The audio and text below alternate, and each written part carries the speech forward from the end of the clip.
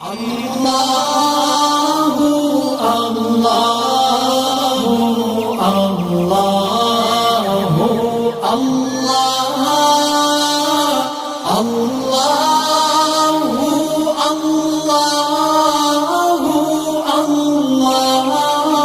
الحمدللہ وکفا والصلاة والسلام علی عبدہ المصطفیٰ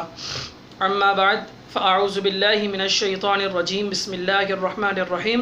نماز کے شرعی مسائل کے ساتھ آپ کو خوش آمدید کہتے ہیں، اور سوال یہ پوچھا گیا ہے کہ نماز میں اگر ہم نے آیت سجدہ کو تلاوت کیا ہے اور اس آیت سجدہ کا سجدہ نماز میں کرنا بھول جائیں تو اب کیا حکم ہوگا؟ جیسا کہ ہم جانتے ہیں کہ قرآن کریم میں 14 آیات ہیں جن کے اندر سجدے کی آیت ہوتی ہے اور اس پر سجدہ کرنا یہ واجب ہوتا ہے، لہٰذا جو نماز کے علاوہ پڑھے گا تو نماز کے علاوہ اس کو سجدہ کرنا یہ واجب ہے، اور جو ان آیات کو نماز کے اندر پڑھے گا تو ان آیات پر جو سجدہ واجب ہوگا وہ نماز کے اندر ہی واجب ہے، لہٰذا اگر کوئی شخص بھول گیا ہے تو اب نماز کے باہر وہ سجدہ نہیں کر سکتا،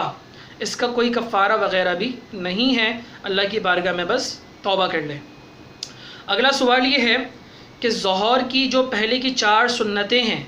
اگر کسی شخص کی وہ رہ گئیں جماعت میں شامل ہونے کے لیے تو اب ان کو کب ادا کرے گا؟ تو اس میں علماء کا مختلف اقوال ہیں، اور جو راجح قول ہے، جو مطلب جمہور فقہا کا قول ہے وہ یہ ہے کہ اگر ظہر کی شروع کی 4 سنتیں کسی کی رہ گئیں تو وہ فرض کے بعد کی 2 سنتیں ادا کرے، پھر نوافل ادا کرے، اور پھر جو 4 سنتیں اس کی رہ گئی ہیں وہ سب سے آخر میں ادا کرے۔ اور اگر کوئی شخص نوافل سے پہلے بھی 4 سنتیں پڑھنا چاہے تو وہ پڑھ سکتا ہے، یہ بہتر طریقہ ہے۔ اور اگر کوئی جو ہے وہ 4 فرض کے بعد